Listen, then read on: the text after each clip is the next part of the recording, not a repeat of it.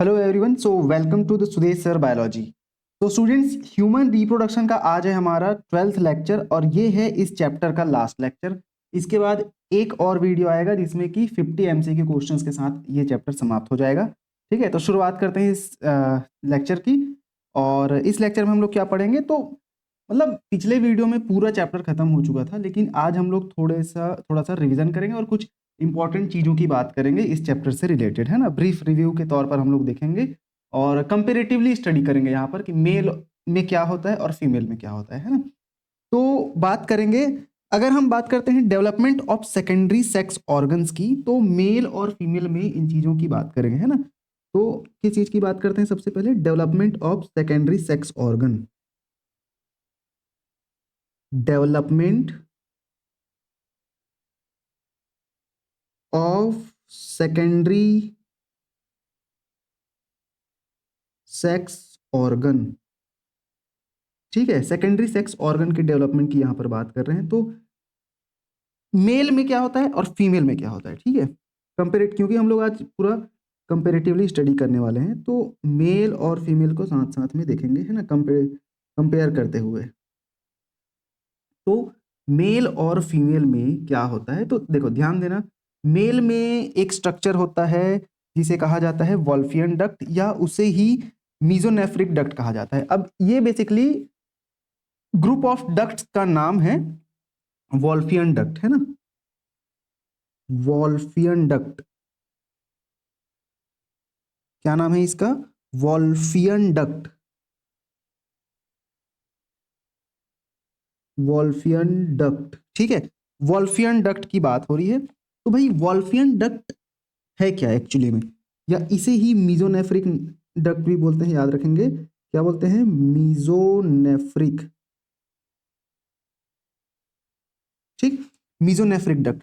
अब इस Wolffian duct या मीजोनेफ्रिक डक्ट के अंतर्गत तीन डक्ट्स आते हैं, जैसे कि एपिडिडाइमिस, वास डिफरेंस तथा सेमाइनल वेसिकल। ठीक है, इन तीनों डक्ट को आपस में बोलते हैं वॉल्फियन डक्ट, है ना। ध्यान देंगे कौन कौन? एपिडिडाइमिस, एपिडिडाइमिस, और फिर कौन आएगा? वास डिफरेंस, है ना, और फिर लास्ट में सेमाइनल वेसाइकल। वेसाइकल, है ना। Vas deferens and seminal vesicle, ये तीनों डक्ट को आपस में क्या बोलते हैं? वॉल्फियन डक्ट बोलते हैं। किसमें? मेल में। वहीं अगर हम बात करते हैं फीमेल में, ठीक, तो फीमेल में मुलेरियन डक्ट के नाम से आपने सुना होगा। ठीक है, फीमेल में मुलेरियन डक्ट, मुलेरियन, ठीक, मुलेरियन डक्ट। इस मुलेरियन डक्ट के अंतर्गत कौन कौन से डक्ट्स आते हैं, तो फैलोपियन ट्यूब आ जाएगा आपका, फैलोपियन ट्यूब, ठीक है। उसके बाद फिर यूट्रस तथा वेजाइना, यूट्रस तथा वेजाइना, ये सभी किसके अंतर्गत आते हैं? मुलेरियन डक्ट के अंतर्गत आते हैं। और इन सभी को ओविडक्ट भी, मतलब ओविडक्ट तो खैर फैलोपियन ट्यूब को बोलते हैं, याद रखेंगे ना, फैलोपियन ट्यूब जिसको ओविडक्ट बोलते हैं। ठीक है, यहीं से होकर एग गुजरता है। ठीक, तो इतनी बातें आपको ध्यान में रखनी है। उसके बाद यहाँ पर अगर हम बात करते हैं होमोलॉगस ऑर्गन की, होमोलॉगस ऑर्गन ऐसे ऑर्गन होते हैं जिनका स्ट्रक्चर सेम होता है लेकिन फंक्शन डिफरेंट होता है ना। तो मेल और फीमेल में होमोलॉगस ऑर्गन कौन कौन से हैं जिनका स्ट्रक्चर तो सेम है, मतलब उनकी बनावट लगभग सेम है लेकिन फंक्शन अलग है। मेल में अलग फंक्शन तो फीमेल में अलग फंक्शन, है ना। तो अगर बात करते हैं सबसे पहले मेल में स्क्रोटल सैक की, है ना, स्क्रोटल सैक, स्क्रोटम जिसको बोलते हैं, उसकी बनावट और लेबिया मेजोरा की बनावट सेम होती है, मतलब स्ट्रक्चर इनका सेम होता है लेकिन काम अलग अलग है ना। और फीमेल में लेबिया मेजोरा है, मेल में स्क्रोटल सैक है। फिर बात करते हैं मेल में पेनिस और उसी के जैसा फीमेल में क्लिटरिस। ठीक, मेल में प्रोस्टेटिक यूट्रिकल, उसी के जैसा वेजाइना तथा यूट्रस प्रेजेंट होता है फीमेल में। और फिर इधर मेल में बात करते हैं प्रोस्टेट ग्लैंड की, तो उसका जस्ट सिमिलर होता है para urethral gland of skin, है ना, फीमेल में। और फिर बात करते हैं मेल में कॉपर्स ग्लैंड की, तो फीमेल में उसी के जैसा होता है बर्थोलिन ग्लैंड। ठीक है, तो ये सभी जो ऑर्गन्स है मेल और फीमेल में होमोलॉगस ऑर्गन के अंतर्गत आते हैं। ठीक, अब हम यहाँ पर बात करते हैं प्यूबर्टी की। What is puberty? प्यूबर्टी की बात करते हैं, है ना, क्या होता है प्यूबर्टी और क्या क्या चेंजेस आपको देखने को मिलता है प्यूबर्टी के दौरान। ठीक, तो कौन मतलब बेसिकली प्यूबर्टी किसको बोला जाता है?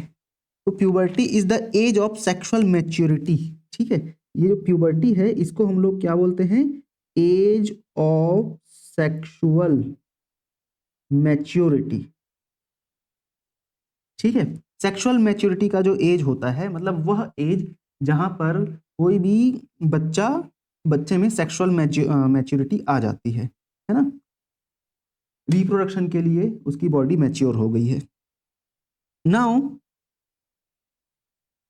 इसी दौरान प्यूबर्टी के दौरान ही जितने भी एसेसरी सेक्स कैरेक्टर्स हैं वो अपीयर होते हैं। ठीक है, तो इसको ध्यान में रखेंगे कि प्यूबर्टी के दौरान ही, प्यूबर्टी के टाइम ही, प्यूबर्टी के दौरान ही क्या होता है भाई? सेक्स कैरेक्टर्स अपीयर होते हैं सेक्स कैरेक्टर्स अपीयर होते हैं। ठीक है, अब गर्ल्स में प्यूबर्टी पहले आती है, याद रखेंगे, और बॉयज में प्यूबर्टी थोड़ा लेट आता है ना। तो गर्ल्स में प्यूबर्टी कब आती है? At the age of 11 to 14 year. याद रखेंगे, गर्ल्स में प्यूबर्टी कब? At the age of 11 to 14 year, 11 to 14 years. वैसे ही अगर हम बात करते हैं बॉयज में, ठीक है, तो बॉयज में प्यूबर्टी जो है आपका 12 से 15 साल के दौरान आ जाता है। ठीक है, 12 to 15 ईयर्स में आती है। और प्यूबर्टी में मतलब इस एज में ही, इसी एज में प्यूबर्टी के दौरान ही फीमेल में, वुमन में क्या प्रोड्यूस होना स्टार्ट हो जाता है? ओवम, है ना। तो प्यूबर्टी में ही फीमेल में ओवा प्रोड्यूस होना स्टार्ट हो जाता है,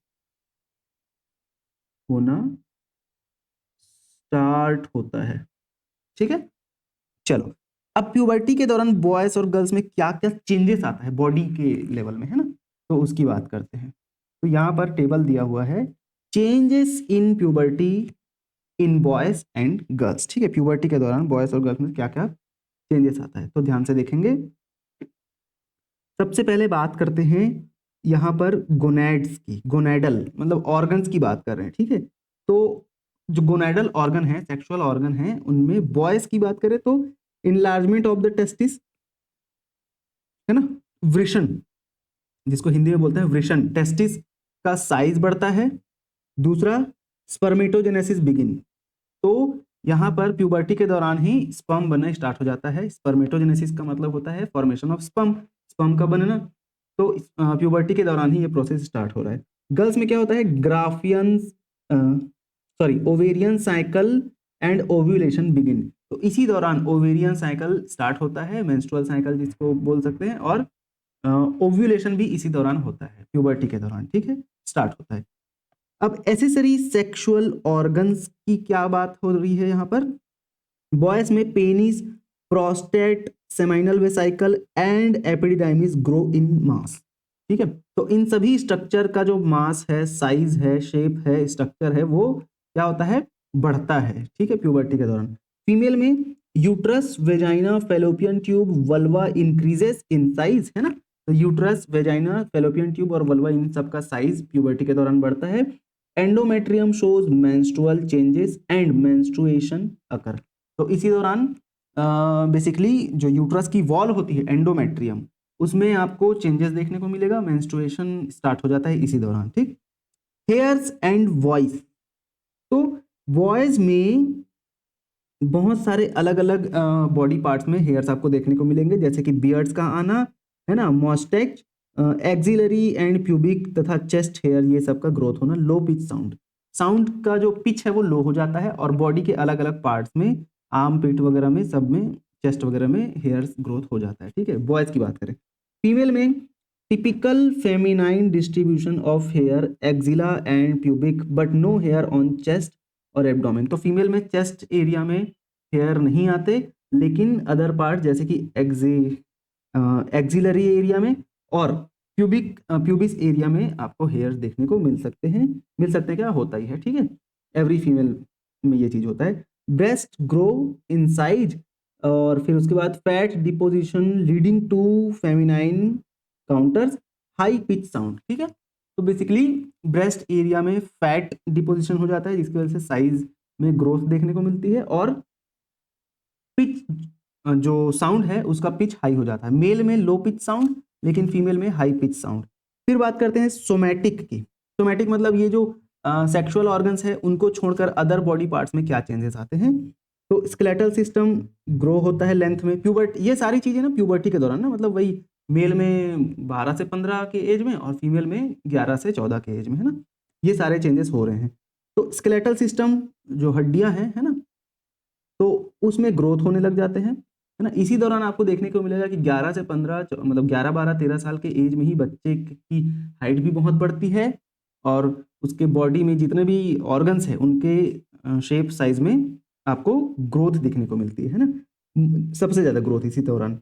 मस्कुलर सिस्टम में growth in bulk and strength भी इसी समय अच्छे से आता है। अब फीमेल की बात करते हैं तो pelvic girdle become Rumi and bigger than pectoral opposite. हाँ, पेल्विक गर्डल मतलब जो कमर का एरिया है वो थोड़ा सा रूम की तरह, मतलब ऐसे थोड़ा चौड़ा हो जाता है, as compare to pectoral girdle मतलब जो हमारा शोल्डर वाला रीजन होता है, गले के नीचे वाला जो रीजन होता है, छाती वाला जो रीजन होता है ना, सीने वाला रीजन, वो थोड़ा सा फीमेल में कम रूमी होता है, कम ग्रोथ करता है ना। लेकिन मेल में इसका अपोजिट होता है, मेल में पेक्टोरल गर्डल बिगर तथा pelvic girdle much laser Rumi, ठीक है। तो मेल में जो कमर का रीजन है ना, पेल्विक रीजन है, वो उतना चौड़ा नहीं होता है, लेकिन छाती वाला जो रीजन है मेल में वो थोड़ा सा उसका साइज थोड़ा सा चौड़ा होता है ना। चलो, अब साइकिक की बात करते हैं, मतलब मेंटली क्या चेंजेस देखने को मिलता है। तो बॉयज में अट्रैक्शन फॉर गर्ल्स बिगिंस और गर्ल्स में अट्रैक्शन फॉर बॉयज, है ना। तो मेंटली ये चीज होती है। फिर हार्मोनल चेंजेस की बात करते हैं तो FSH, LH and testosterone secretion all rise. तो प्यूबर्टी के दौरान ये सारे हार्मोन्स का सिक्रीशन स्टार्ट होता है और तेजी से उनका लेवल बढ़ता है, ठीक है, ऑल राइज। फीमेल में FSH, LH, estrogen, progesterone secretion होता है, और देखो मेल में टेस्टोस्टेरॉन, लेकिन फीमेल में याद रखेंगे ईस्ट्रोजन एंड प्रोजेस्टेरॉन, ठीक है, सबका लेवल इस समय बढ़ जाता है, ठीक। अब बढ़ते हैं हम लोग आगे, बात करेंगे अलग अलग चीज़ों की, ठीक है। और ये सारे टर्म्स जो अभी हम लोग पढ़ने जा रहे हैं वो बहुत ही ज़्यादा इंपॉर्टेंट हो जाएंगे आपके लिए, है ना।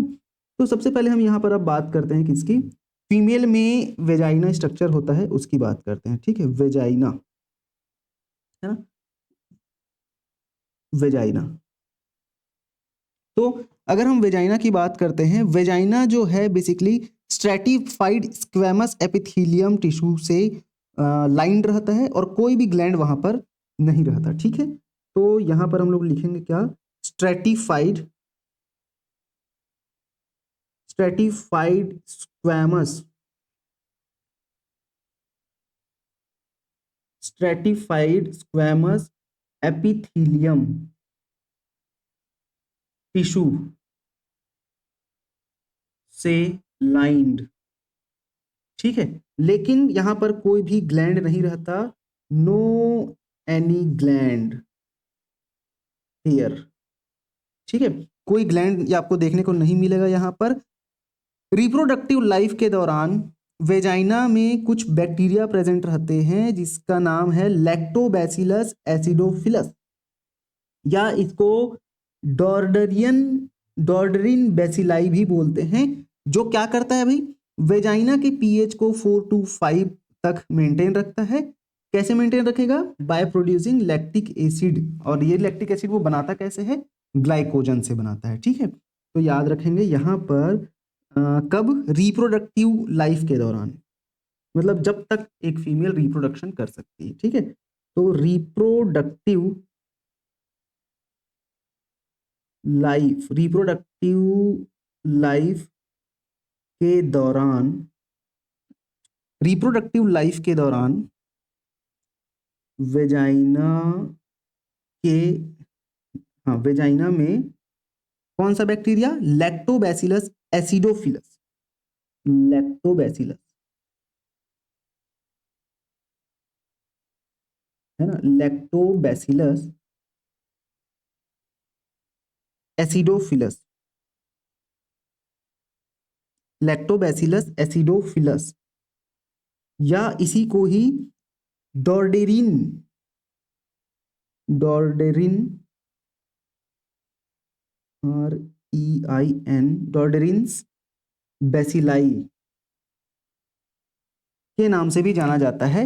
और ये करता क्या है भाई, है ना, रिप्रोडक्टिव लाइफ के दौरान वेजाइना में लैक्टोबैसिलस या डॉर्डेरिन बेसिलाई बैक्टीरिया प्रेजेंट रहता है, प्रेजेंट रहता है। ठीक है, ये क्या करता है, ये बेसिकली ये वेजाइना में 4 to 5 pH मेंटेन करता है, मेंटेन करता है कैसे, बाय प्रोड्यूसिंग लैक्टिक एसिड,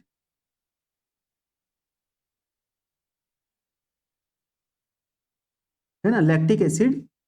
और ये लैक्टिक एसिड बनता कैसे है भाई,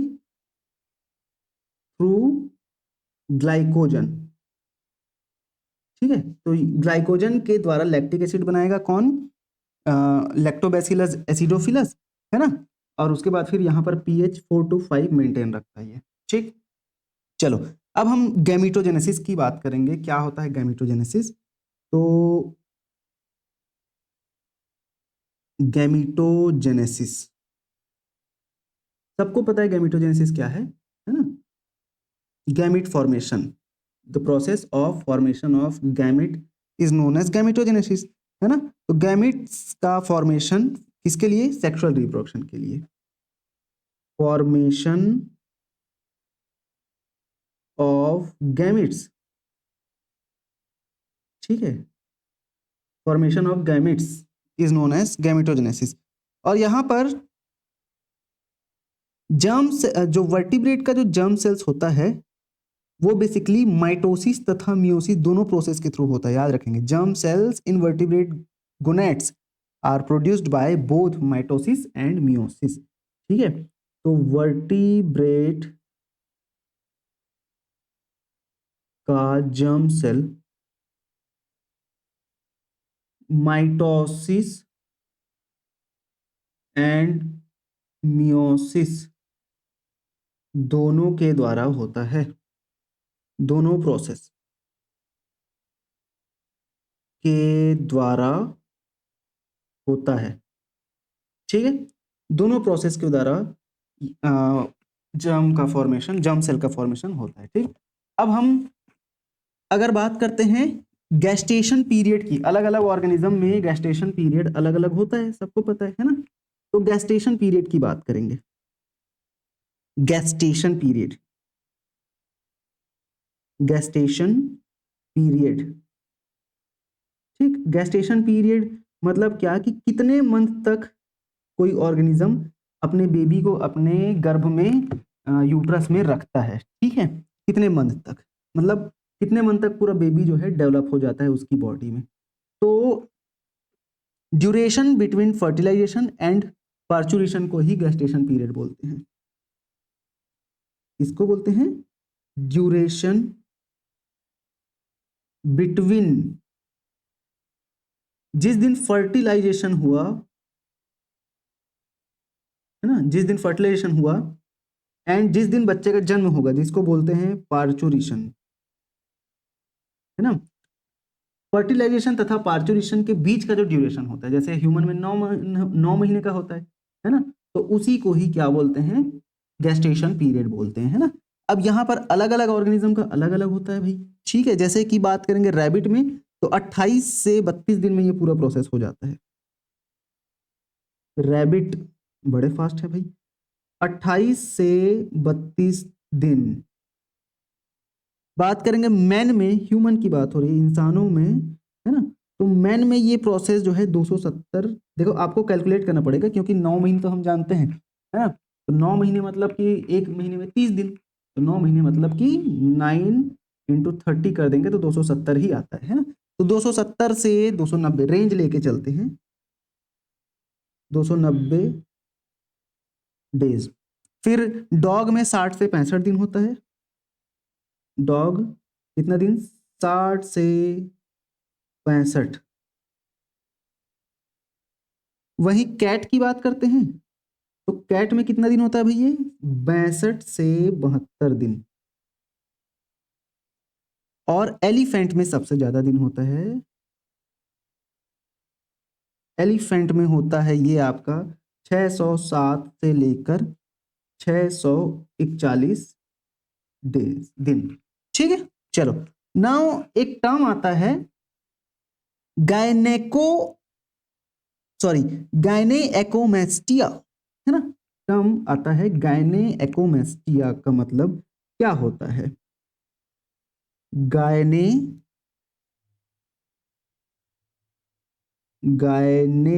एकोमेस्टिया,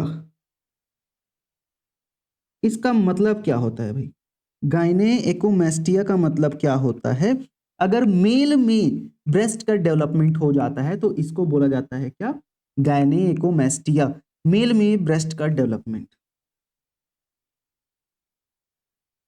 मेल में ब्रेस्ट या स्तन का development,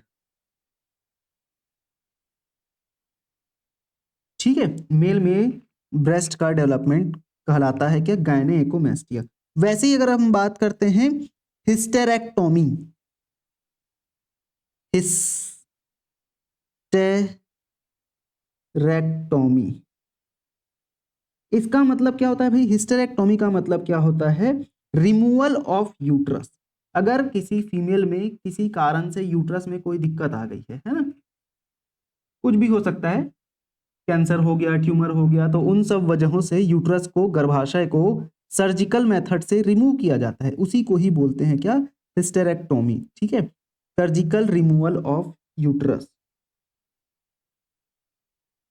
surgical removal of uterus, है ना, सर्जरी से यूट्रस या गर्भाशय को बाहर निकालना कहलाता है हिस्टेरेक्टोमी।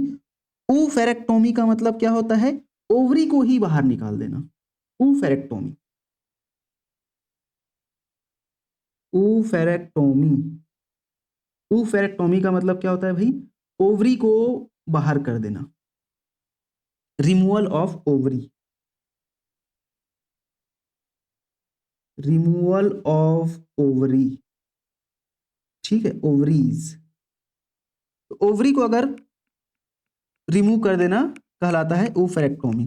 ठीक, अब हम लोगों ने देखा था स्पर्म का पाथ कैसे होता है, मतलब स्पर्म कहाँ कहाँ से होकर गुजरता है, तो ये चीज हम यहाँ पर देखने वाले हैं, path of sperm in mammals. ठीक है, इसको हम लोग क्लोज करेंगे। अब बात करते हैं path of sperm in mammal. Mammal में जो स्पर्म है वो कहाँ कहाँ से होकर गुजरता है, path of sperm in mammals, स्तनधारियों में कहाँ कहाँ से होकर गुजरता है स्पर्म। ठीक है, तो सबसे पहले तो स्पर्म कहाँ बना, सेमिनिफेरस ट्यूब्यूल में बनता है, सेमिनिफेरस ट्यूब्यूल में स्पर्म बना। ठीक है, सेमिनिफेरस ट्यूब्यूल में स्पर्म बना और वहां से फिर वो जाता है कहाँ, रेटेटेस्टिस, रेटेटेस्टिस से फिर स्पर्म जाएगा कहां पर, वासा इफरेंशिया, वासा इफरेंशिया। ठीक है, और वासा इफरेंशिया से अब जाएगा एपिडिडाइमिस में जाकर स्टोर होता है। ठीक है, एपिडिडाइमिस में जाकर अब स्पर्म स्टोर होगा और एपिडिडाइमिस से फिर वो जाएगा वासा डिफरेंशिया में, है ना, वासा डिफरेंशिया, वासा डिफरेंशिया। वासा डिफरेंशिया या डिफरेंस भी बोल सकते हैं इसको, वासा डिफरेंस। यहां से अब स्पर्म जाता है यूरिनोजेनाइटल चैम्बर में जाएगा। कहां जाएगा? यूरिनोजेनाइटल, ठीक है, यूरिनोजेनाइटल चैम्बर। और यूरिनोजेनाइटल चैम्बर से फिर वो जाता है यूरेथ्रा, है ना? कहाँ गया? Urethra, urethra. और यूरेथ्रा से फिर वो चले जाएगा कहाँ पर? वेजाइना में, ठीक है, फीमेल ऑर्गन में। मतलब यूरेथ्रा तक तो मेल ऑर्गन, फिर फीमेल ऑर्गन मतलब वेजाइना में ट्रांसफर कर दिया जाता है ना? तो ये पूरा पाथ होता है किसका? स्पर्म का। अब यहां पर बेसिकली याद रखेंगे स्पर्म काउंट जो है कम हो सकता है अगर कोई बहुत ज्यादा एंटीबायोटिक्स यूज कर रहा है ना? मतलब कुछ भी हुआ तो मेडिकल गए, वहां से एंटीबायोटिक ला के उसको खा लिए, है ना, बिना डॉक्टर के प्रेस्क्रिप्शन से। तो बहुत ज्यादा अगर एंटीबायोटिक यूज कर रहा है कोई, या मरीजुआना स्मोकिंग कर रहा है ना, अल्कोहल ले रहा है, या गर्म पानी में बहुत ज्यादा नहा रहा है, भाई हॉट बाथ भी कर रहा है, ये भी रीजन हो सकता है। या किसी को बहुत ज्यादा हाई फीवर हुआ है, तो टेम्पररली स्पर्म काउंट जो है ड्रॉप हो सकता है, ठीक है। रीजन ऑफ, या ऐसा लिखते हैं, स्पर्म काउंट कम या ड्रॉप होने के रीजन, है ना?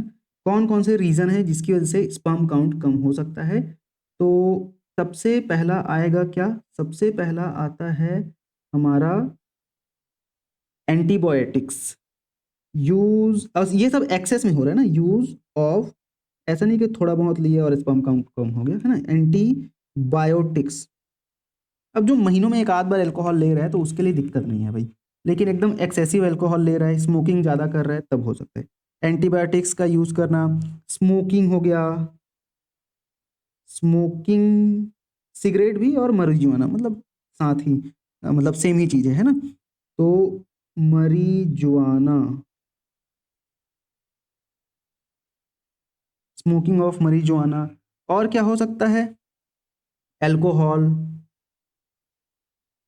है ना? और यहाँ पर हॉट बाथ, ये भी हो सकता है ना? और हाई फीवर भी इसका रीजन हो सकता है। किसी को अगर बुखार बहुत ज्यादा हुआ है तो उसके में भी जब तक उसको बुखार है तब तक स्पर्म काउंट कम रह सकता है ना?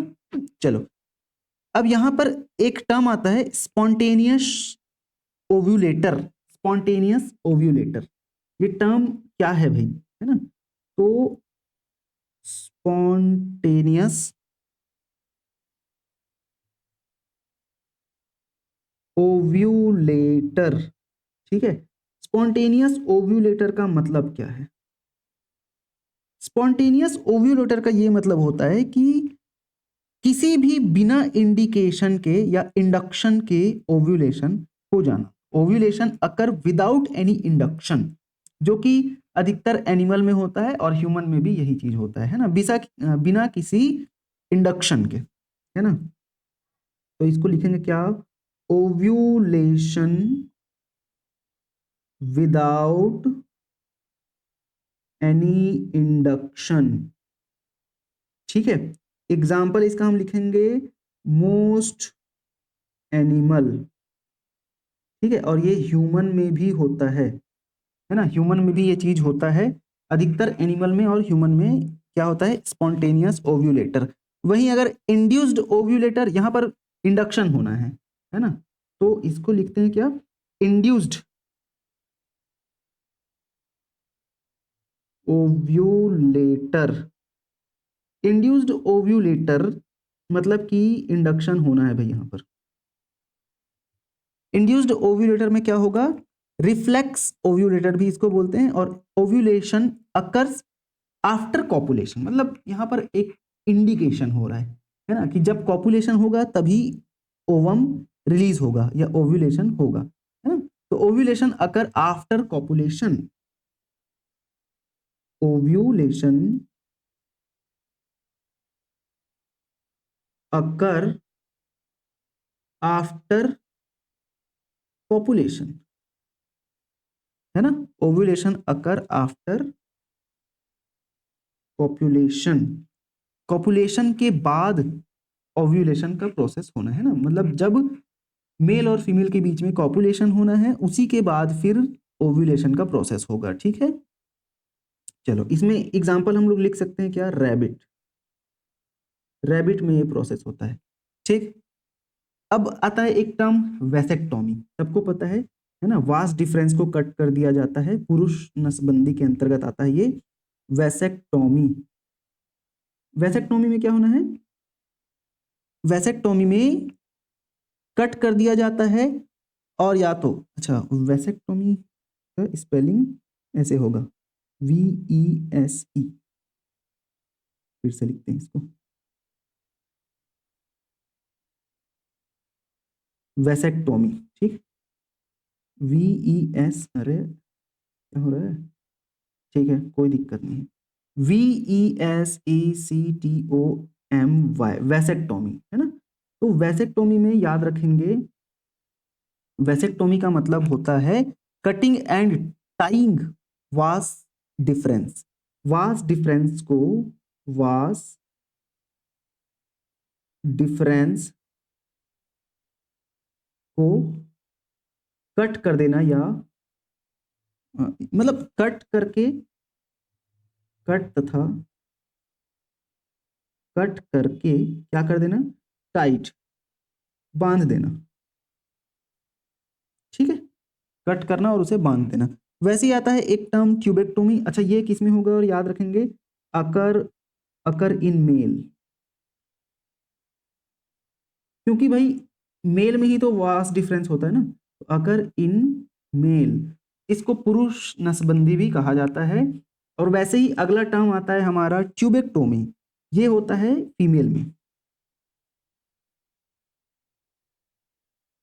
ट्यूबेक्टोमी किस में होना है, ये ट्यूबेक्टोमी होता है बेसिकली फीमेल में, और यहां पर क्या किया जाता है, अच्छा इसको ट्यूबेक्टोमी को सेल्पिंगेक्टोमी भी कहा जाता है, इस टर्म को याद रखेंगे, ऑल्सो नोन एज, क्या बोला जाता है, सेल्पिंगेक्टोमी,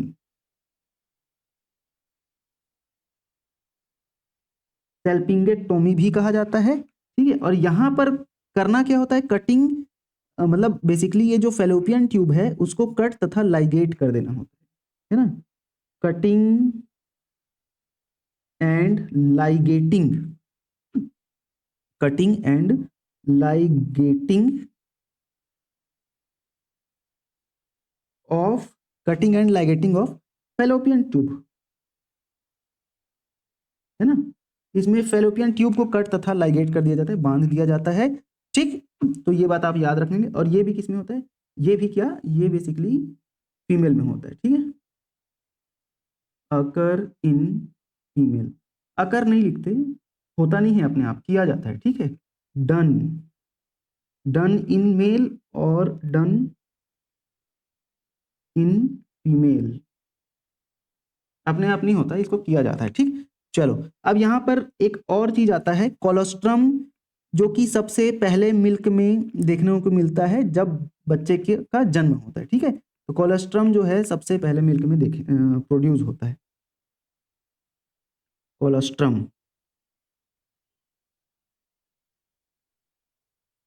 है ना, कोलोस्ट्रम की यहां पर बात हो रही है, तो colostrum is the first milk produced after child birth,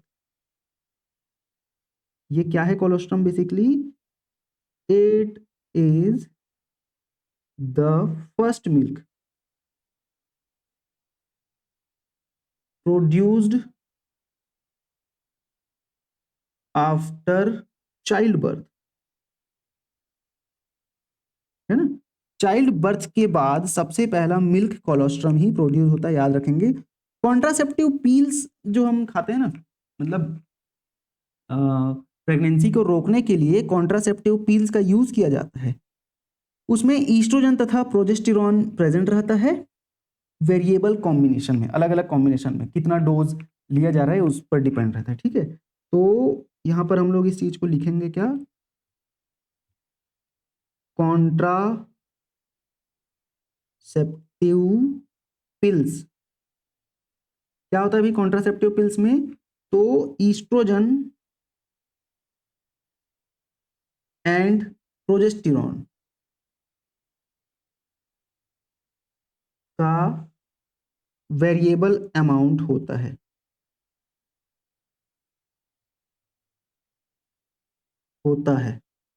ठीक। चलो ये भी बात आपको ध्यान में रखना है। अब ह्यूमन स्पर्म की बात करते हैं, ठीक है। मेल में ह्यूमन स्पर्म की बात करते हैं, क्या होता है ह्यूमन स्पर्म। ह्यूमन स्पर्म की क्या खास बात है भाई? तो भाई ह्यूमन स्पर्म जो है ना, उसकी साइज 60 माइक्रोन लॉन्ग होती है।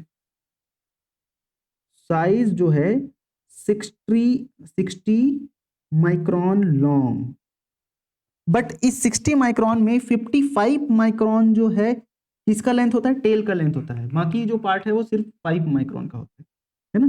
तो इसमें 55 micron is the length of tail. Tail की जो लेंथ है वो कितनी होती है? 55 माइक्रोन होती है ना। अच्छा, मेंस्ट्रुअल साइकिल में याद रखेंगे प्रोलिफरेटिव फेज जो है 10 से 12 दिन का होता है ना। ये ह्यूमन स्पर्म की बात हो गई। अब अगला टर्म आ रहा है हमारा मेंस्ट्रुअल साइकिल। मेंस्ट्रुअल साइकिल में, है ना, मेंस्ट्रुअल साइकिल में याद रखेंगे प्रोलिफरेटिव फेज जो है 10 से 12 दिन का होता है। प्रोलिफरेटिव फेज, प्रोलिफरेटिव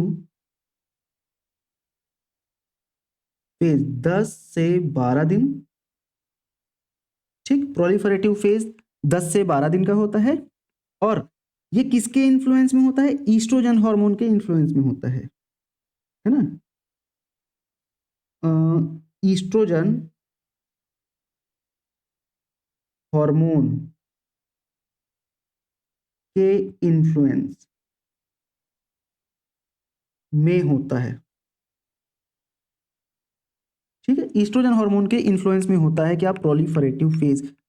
वैसे ही यहां पर सिक्रीटरी फेज या ल्यूटियल फेज आता है मेंस्ट्रुअल साइकिल में। वो कौन से दिन का होता है? 14 दिन का होता है ना। 14 डेज का होता है बेसिकली, 14वां दिन नहीं, 14 डेज का होता है, ठीक है। कौन सा फेज? Luteal phase. याद रखेंगे प्रोलिफरेटिव फेज 10 से 12 दिन का, और वैसे ही ल्यूटियल फेज, प्रोलिफरेटिव फेज 10 से 12 दिन, और यहां पर हम लिखेंगे क्या? ल्यूटियल या सिक्रीटरी फेज। ल्यूटियल और सिक्रीटरी फेज, ल्यूटियल या सिक्रीटरी फेज।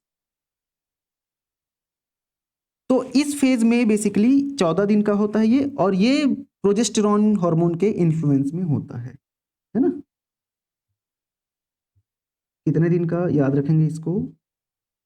14 दिन का होगा। और किसके इन्फ्लुएंस में होता है ये? प्रोजेस्टेरॉन हार्मोन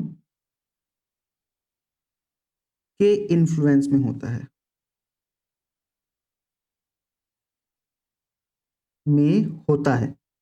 ना। प्रोजेस्टेरॉन हार्मोन के इन्फ्लुएंस में होता है, और इसका जो ड्यूरेशन है वो फिक्स्ड रहता है ना। याद रखेंगे इसका जो ड्यूरेशन है फिक्स्ड, यहीं पर लिख लेते हैं, फिक्स्ड ड्यूरेशन, ठीक है। 14 दिन का ही होना है, ठीक। चलो अब हम बात करेंगे किसकी? टेस्टिस की बात करते हैं। क्या होता है टेस्टिस और कैसे होता है, क्यों होता है, ठीक। तो testis,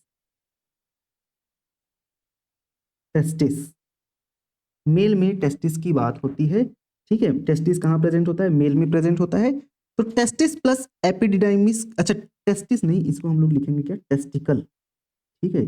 testicle, TESTICLE, sorry, testicle ना, टेस्टिकल। तो टेस्टिकल क्या होता है? टेस्टिस प्लस एपिडिडाइमिस को एक साथ क्या बोलते हैं भाई? टेस्टिकल बोलते हैं। ठीक है, testis plus epididymis, testis plus epididymis को क्या बोलते हैं? टेस्टिकल बोलते हैं। एपिडिडाइमिस 3 मीटर लॉन्ग होता है, किसका? रैबिट का। याद रखेंगे, रैबिट एपिडिडाइमिस किसका? 3 मीटर लॉन्ग है ना, 3 मीटर लॉन्ग होगा, किसका? इन रैबिट। ठीक है, रैबिट में 3 मीटर लॉन्ग, लेकिन 6 से 8 मीटर लॉन्ग होता है, 6 से 8 metre long in man. Human में 6 से 8 मीटर लॉन्ग होता है एपिडिडाइमिस, याद रखेंगे। 3 मीटर लॉन्ग रैबिट में, 6 से 8 मीटर लॉन्ग ह्यूमन में। अच्छा, मैक्सिमम नंबर ऑफ लीडिक सेल्स है वो पिग के टेस्टिस में रहता है, याद रखेंगे। ठीक है, पिग मतलब सुअर, तो सबसे ज्यादा लीडिक सेल सुअर के टेस्टिस में रहता है। इस लाइन को हम लोग हिंदी में ही लिखेंगे भाई, है ना। सबसे ज्यादा लीडिक सेल, सबसे ज्यादा लीडिक सेल कहाँ रहता है? सुअर, या इसको इंग्लिश में पिग कहा जाता है। सुअर के टेस्टिस में रहता है, टेस्टिस में रहता है ना, सुअर के टेस्टिस में रहता है। अच्छा, एपिडिडाइमिस का फंक्शन क्या है? तो बिल्कुल सबको पता है, स्पर्म को मैच्योर करता है और स्पर्म को स्टोर करके रखता है। ठीक, फंक्शन ऑफ एपिडिडाइमिस, एपिडिडाइमिस का क्या फंक्शन है भाई? तो एपिडिडाइमिस मैच्योरिटी प्रोवाइड करता है, functional maturity and storage of sperm. Sperm को functional maturity and storage provide करता है। ठीक है, फंक्शनल मैच्योरिटी तथा स्टोरेज प्रोवाइड करने का काम कौन कर रहा है भाई? तो हमारा एपिडिडाइमिस। ठीक है। अच्छा, एक टर्म आता है मेनार्की, आप सभी ने सुना होगा मेनार्की। ठीक है, ये सारे अलग अलग टर्म्स हम लोग यहाँ पर पढ़ रहे हैं, है ना। तो आता है एक टर्म मेनार्की। ठीक, तो मेनार्की का मतलब क्या हुआ? मेनार्की बेसिकली मेंस्ट्रुअल साइकिल जब सबसे पहली बार स्टार्ट होता है किसी फीमेल में, तो उसी को बोला जाता है, पहला जो मेंस्ट्रुअल साइकिल है उसको बोला जाता है मेनार्की। ठीक है, तो beginning of menstrual cycle in female, इसी को बोलते हैं menarche. Beginning of first menstrual cycle in female. ठीक, फीमेल में मेंस्ट्रुअल साइकिल की बिगनिंग को मेनार्की बोला जाता है। अच्छा, ह्यूमन में ओवरी का साइज कितना होता है? Size of ovary in human. ठीक है, ओवरी का साइज ह्यूमन में कितना होता है भाई? तो ये अराउंड होता है, अच्छा हम लोग अलग अलग करके लिखेंगे। लेंथ, पहले बात करते हैं लेंथ की, तो लेंथ कितना होता है? 3 to 3.5 सेंटीमीटर, 3 to 3.5 सेंटीमीटर। और बात करेंगे अगर विड्थ की, विड्थ की अगर हम बात करते हैं तो ये होता है 2 to 2.5 सेंटीमीटर। फिर बात करते हैं अगर थिकनेस की,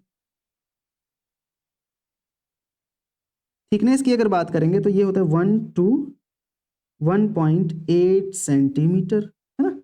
1 to 1.8 सेंटीमीटर ये होता है ओवरी का साइज, ह्यूमन ओवरी का साइज, है ना। अब आगे बढ़ते हैं, फिर से कुछ थोड़े से और टर्म बच गए हैं, इनको पढ़ लेते हैं और उसके बाद फिर आज का भी लेक्चर आपका समाप्त हो जाएगा, है ना। तो ग्राफियन फॉलिकल का डायमीटर कितना होता है? अगला चीज आता है हमारा ग्राफियन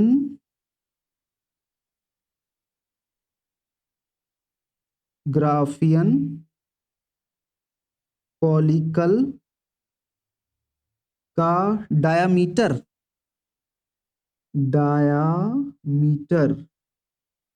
कितना होता है भाई ग्राफियन फॉलिकल का डायमीटर? तो ये होता है 1 to 1.5 centimetre. 1 to 1.5 centimetre diameter होता है ग्राफियन फॉलिकल का। फैलोपियन ट्यूब का लेंथ कितना होता है भाई? यहीं पर अगर बात करते हैं हम लोग फैलोपियन ट्यूब की, फैलोपियन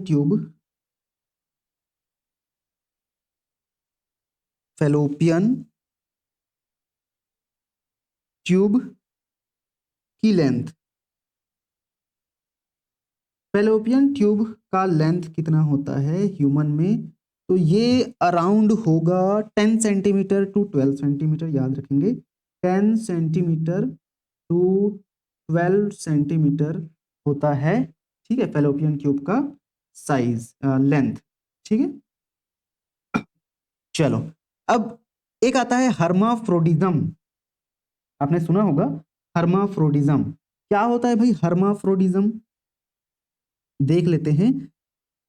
मतलब मेल सेक्स ऑर्गन तथा फीमेल सेक्स ऑर्गन अगर एक ही बॉडी के अंतर्गत है तो उसको हर्माफ्रोडाइट बोलते हैं, मोनोइशियस बोलते हैं, और HMB बाइसेक्सुअल बोलते हैं, ठीक है। तो हर्माफ्रोडिज्म क्या होता है देखते हैं।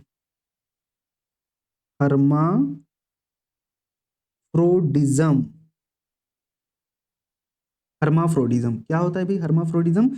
याद रखेंगे ऐसे एनिमल जिनमें दोनों टाइप के सेक्स ऑर्गन प्रेजेंट है उनको हर्माफ्रोडाइट बोलते हैं, है ना। और ये टेपवर्म तथा अर्थवर्म में पाया जाता है।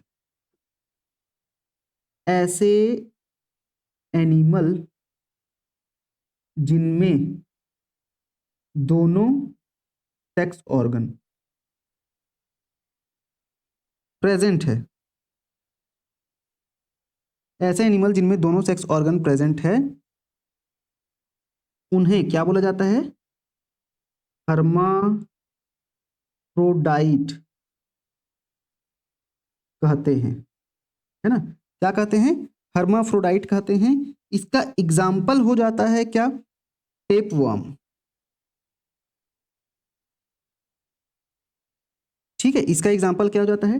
टेपवर्म्स इसके एग्जाम्पल हो जाएंगे। और यहीं पर एक और एग्जाम्पल हो जाता है अर्थवर्म,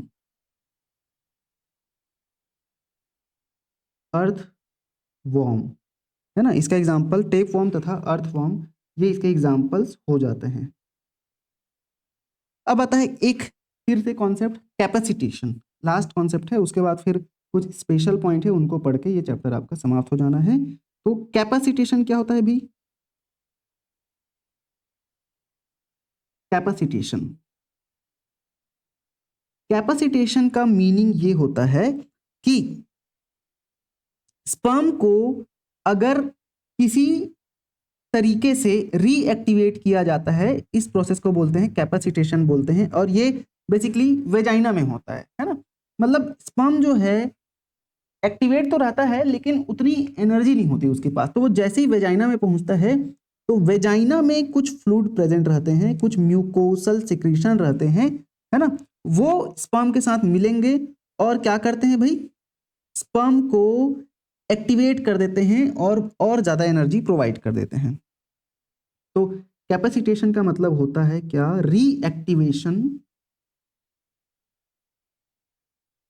रीएक्टिवेशन ऑफ स्पर्म, ठीक है। स्पर्म का रीएक्टिवेशन कैपेसिटेशन कहलाता है। और ये कब होता है? वेजाइना में होता है। कहाँ होता है? वेजाइना में होता है आफ्टर कॉपुलेशन या इजैकुलेशन बोलेंगे, ठीक है। After ejaculation, after ejaculation vagina, vagina के अंदर जो सर्वाइकल म्यूकस प्रेजेंट रहता है, वेजाइना के अंदर का म्यूकस फ्लूइड है ना। म्यूकस फ्लूइड जो है वेजाइना के अंदर प्रेजेंट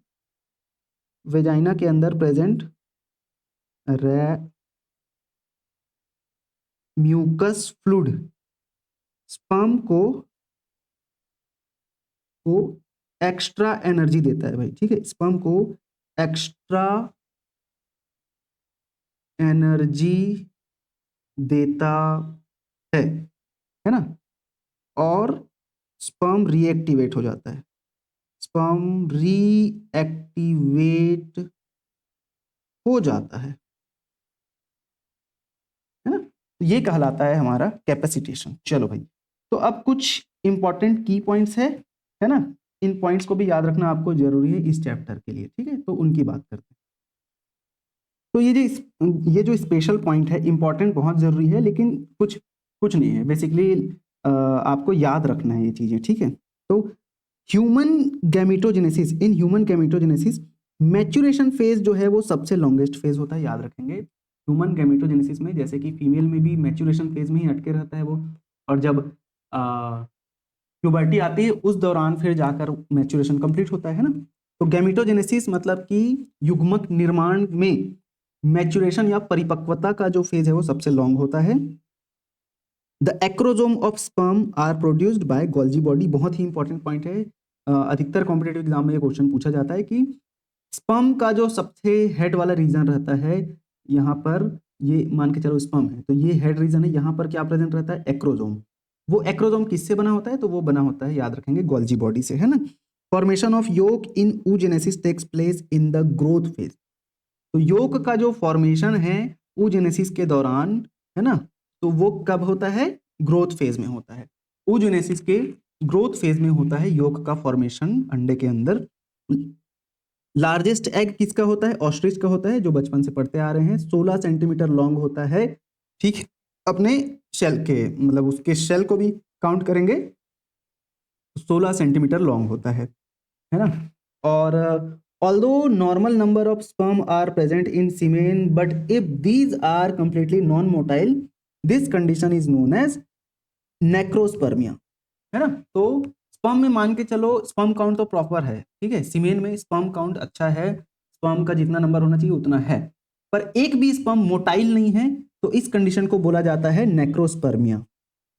वहीं अगर हम बात करते हैं smallest egg in bird is of humming bird, bird में सबसे छोटा एग वाला जो बर्ड है वो कौन है, हमिंग बर्ड है, ठीक है। और due to high mortality rate in lower animal the production of egg is more, तो जो छोटे ऑर्गेनिज्म होते हैं, लोअर एनिमल होते हैं, इनवर्टिब्रेट्स होते हैं, उनमें बहुत ज्यादा क्या देखने को मिलती है, मोर्टेलिटी रेट, मतलब उनका जो मृत्यु दर है वो बहुत ज्यादा होता है। इस वजह से उनमें एग का जो प्रोडक्शन है वो भी बहुत ज्यादा होता है ना, क्योंकि भाई मोर्टेलिटी रेट ज्यादा है तो सर्वाइवल के लिए ज्यादा एग बनाना तो पड़ेगा ही, है ना। The life span of egg in female reproductive organ in human being is 48 hour, मतलब जब ओव्यूलेशन होता है उसके बाद फैलोपियन ट्यूब को क्रॉस करते हुए जो ओवम है वो यूट्रस तक पहुंचती है, तो इस दौरान वो 48 आवर्स तक जिंदा रहती है ना, ओवम। तो ओवम या एग का जो लाइफ स्पैन है वो 48 आवर का होता है ह्यूमन फीमेल में, है ना। The nucleus of egg is known as germinal vesicle, egg का जो न्यूक्लियस होता है उसको बोलते हैं जर्मिनल वेसाइकल, याद रखेंगे। At the age of 40 to 50 years in female ovulation process will stop which is known as menopause, तो 45 से 50 साल की उम्र में किसी भी फीमेल में मेंस्ट्रुएशन रुक जाता है, ओवम का फॉर्मेशन रुक जाता है ना, मेंस्ट्रुअल साइकिल या पीरियड्स का आना रुक जाता है, तो उसे बोला जाता है क्या, मेनोपॉज। सबसे लास्ट पीरियड मेनोपॉज कहलाता है। Egg store food in the form of yolk, egg के अंदर जो योक होता है उसका काम क्या होता है, वो स्टोर करके रखता है फूड को, और उसमें जो एम्ब्रियो डेवलप होता है एग के अंदर, तो वो जो एम्ब्रियो है ना, ओवीपेरस एनिमल की बात कर रहा हूँ, ओवीपेरस एनिमल अंडे देते हैं, तो उनमें योक होता है, वो पूरे एम्ब्रियो को क्या प्रोवाइड करता है, न्यूट्रिशन प्रोवाइड करता है ना। तो जिनका योक बड़ा है उनको न्यूट्रिशन बाहर से लेने की जरूरत नहीं है, जिन एग में योक बड़ा है।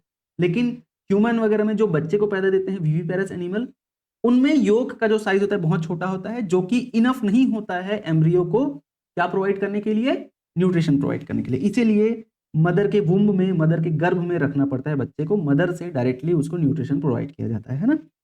प्रोसेस ऑफ सिंथेसिस ऑफ योग इज कॉल्ड वाइटेलोजेनेसिस, ठीक है, विटेलोजेनेसिस बोला जाता है योग के फॉर्मेशन का जो प्रोसेस है उसको, है ना, याद रखेंगे। अब आर्टिफिशियल पार्थेनोजेनेसिस क्या होता है? सबसे पहले तो पार्थेनोजेनेसिस का मतलब आपको समझना है कि बिना फर्टिलाइजेशन के क्या हो जाना, बेबी प्रोडक्शन हो जाना, है ना, बिना फर्टिलाइजेशन के रिप्रोडक्शन हो जाना, बेबी का प्रोडक्शन हो जाना, पार्थेनोजेनेसिस है। तो आर्टिफिशियल पार्थेनोजेनेसिस कैसे होता है भाई? This type of parthenogenesis is done by artificial method, है ना, इंसानों के द्वारा किया जाता है। Artificial parthenogenesis is done by putting egg in different atmosphere और by giving special stimulus to egg. मतलब एग के अंदर कुछ ऐसे चेंजेस ला रहे हैं, कुछ ऐसी मतलब कुछ ऐसा डिस्टरबेंस कर रहे हैं एग को कि बिना फर्टिलाइजेशन के ही वो एग एम्ब्रियो में कन्वर्ट हो जाना है ना। तो different artificial methods used for this purpose as follow. तो अलग अलग मेथड्स, टेक्निक्स अपनाया जाता है पार्थेनोजेनेसिस में, जैसे कि if we place egg in brine और सॉल्ट सॉल्यूशन, जैसे कि potassium chloride solution, then egg show parthenogenesis, example egg of sea urchin. तो सी अर्चिन के एग को अगर पोटेशियम क्लोराइड के सॉल्यूशन में रखते हैं तो वो पार्थेनोजेनेसिस वहां पर हो जाएगा, मतलब कि बिना फर्टिलाइजेशन के ही एग एम्ब्रियो में कन्वर्ट हो जाना है।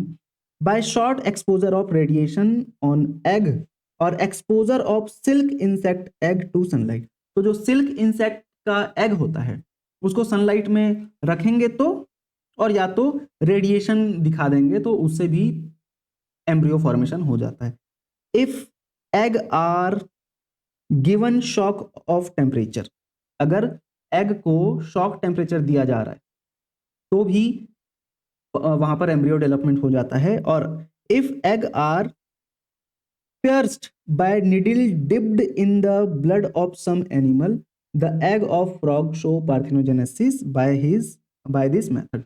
तो बेसिकली एक नीडल है, उसको किसी दूसरे एनिमल के ब्लड में डुबा कर और उसके बाद फिर जब मेढक या फ्रॉग के एग को क्या किया जाता है, पिंच किया जाएगा, है ना, एग को ऐसे नीडल से छेद किया जाएगा, है ना, तो उसका एग पार्थेनोजेनेसिस शो करेगा, ठीक है, किसका, फ्रॉग का। तो ये सारे टर्म्स और ये सारे प्रोसेस आपको ध्यान में रखने हैं, बहुत ही इंपॉर्टेंट है, स्पेशल पॉइंट है, बहुत इंपॉर्टेंट है भाई। चलो, तो यहाँ पर आपका ये चैप्टर समाप्त होता है। बहुत लंबा चैप्टर है, बड़ा चैप्टर है, लेकिन काफ़ी इंपॉर्टेंट चैप्टर है भाई। हर एग्जाम में इससे क्वेश्चन देखने को मिलते हैं, और क्योंकि यहाँ पर पीजीटी और एपी असिस्टेंट प्रोफेसर हमारा मेन टारगेट है, तो इसीलिए इन दोनों एग्जाम में तो ये क्वेश्चंस आने ही आने हैं ना इस चैप्टर से। इसलिए आप अच्छे से रिवीजन करें, 12 लेक्चर्स है, हर लेक्चर को अच्छे से रिवाइज करेंगे और अपना नोट्स प्रॉपर बनाएंगे, ठीक है।